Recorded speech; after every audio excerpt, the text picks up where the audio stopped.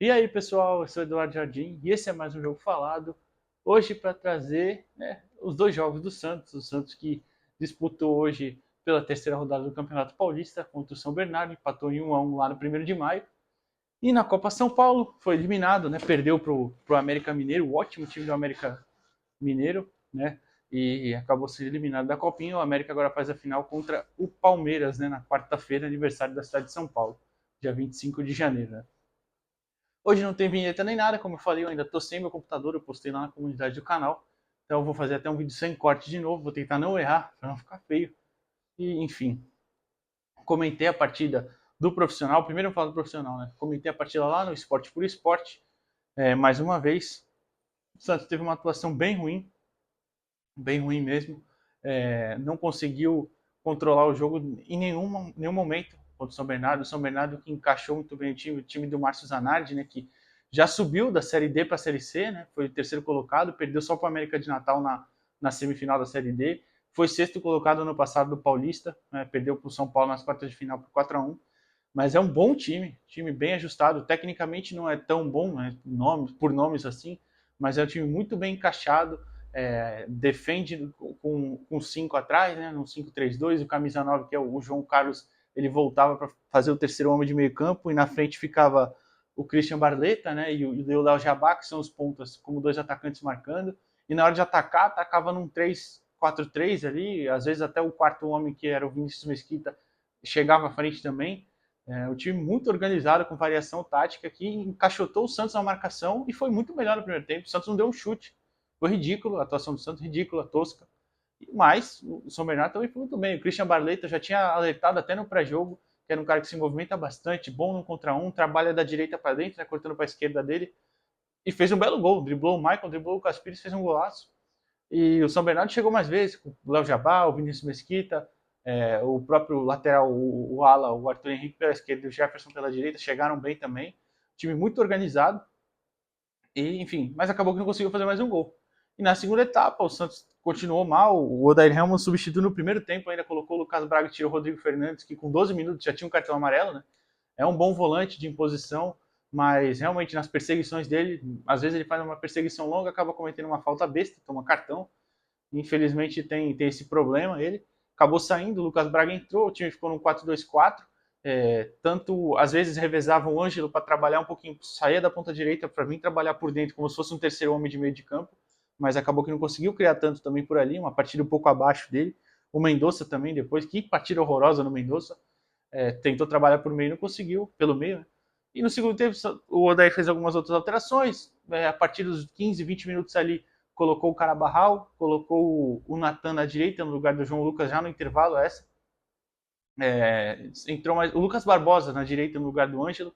Não que eles tenham mudado a partida necessariamente, mas eu acho que a presença do Carabarral ali, o terceiro homem de meio de campo mesmo, um meia mais ofensivo ele, conseguiu dar alguns bons passes e tal, o Santos melhorou, pressionou, roubou algumas bolas ali na frente, mas mesmo assim só conseguiu o gol de empate na base do Abafa, né, no cruzamento. Tinha feito um gol bem anulado, né, do Carabarral impedido, que o Marcos Leonardo acertou um bom passe, ele tocou na saída do goleiro, mas estava impedido.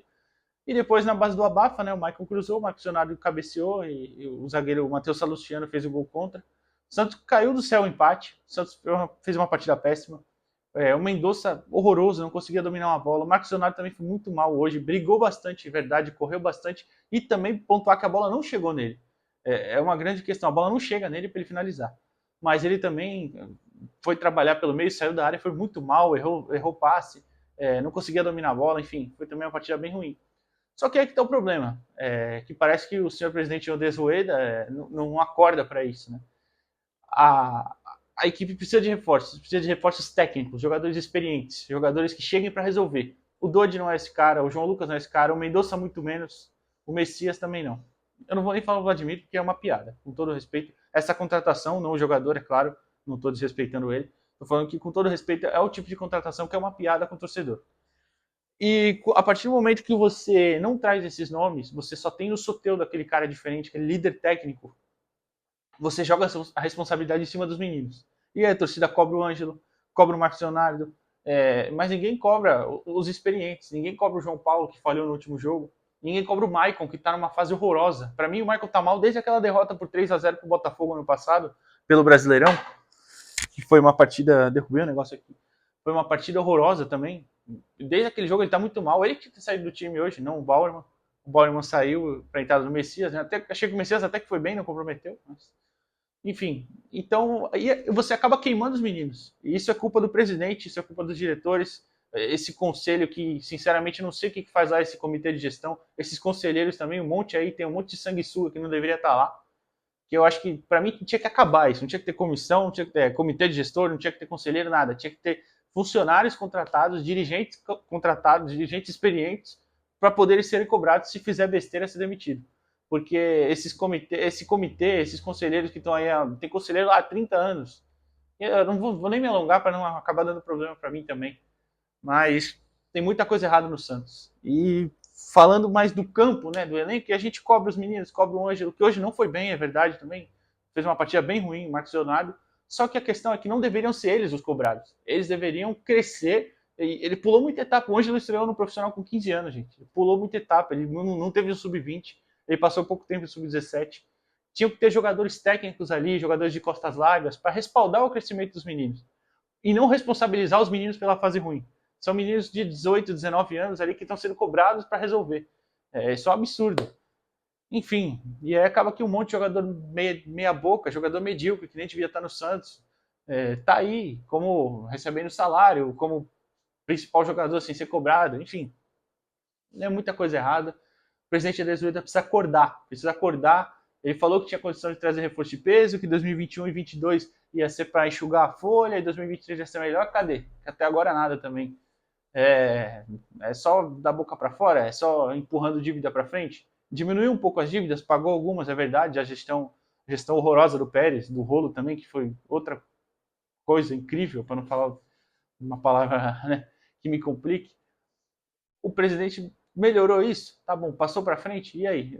Aliviou alguma coisa? Aliviou a folha? Saiu o Sanches, saiu o Angulo, saiu o Johan Julio? E aí?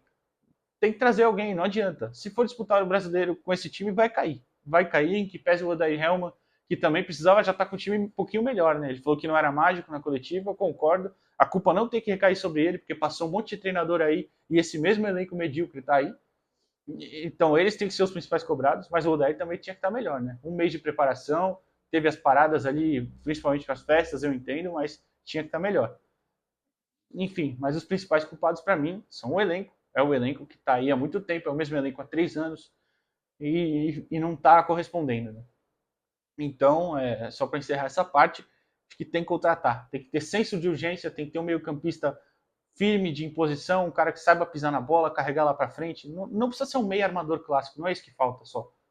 Mas é um meia com capacidade de chegar na frente. O Ivonei pode ser esse cara? Não, o Ivonei pode subir para completar o time, não para ser esse cara.